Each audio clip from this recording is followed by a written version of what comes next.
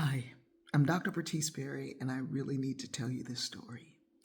Yesterday, I heard a presentation from a woman I consider a sister, a niece. She is brilliant and spiritual and amazing. She is from the Khotan Nation, Reverend Darnella, from the Khotan Nation, and she's a seer. She was a member of the tribal council.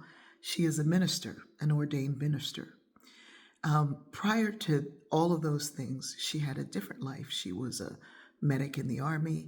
She was a member of the police force. She still works in trauma response and neurological trauma response for not just veterans, but all kinds of people. She taught me some things yesterday that changed the way I see all kinds of things. And I would have never come to them because I don't have a background like she does. And I love that people's backgrounds bring to you what you need if you just be open and hear it.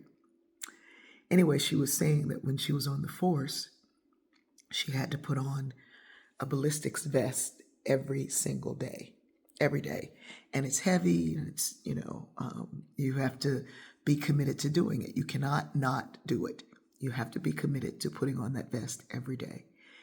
And she said for over 100 days, that vest was just a part of her. She didn't need it. Nothing happened. But that 101 day, when someone pulled a gun and shot, that vest protected her.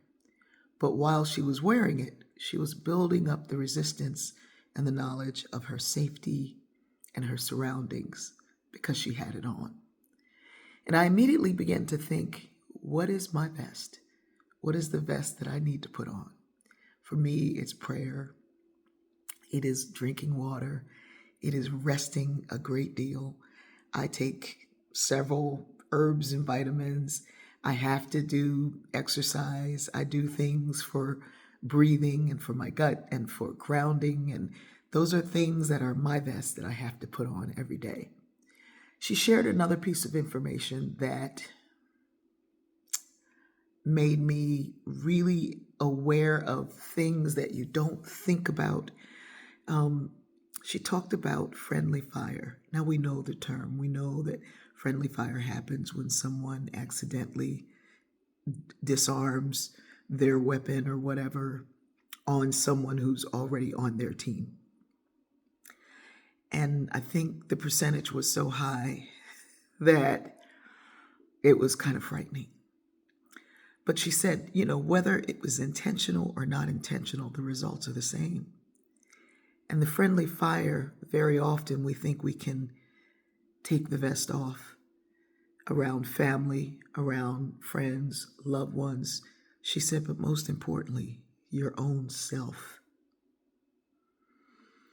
And this minister who had a life in law enforcement, who's a member of the tribal council, who's not only a prayer warrior, but a seer, enabled me to see things not from the spiritual, religious,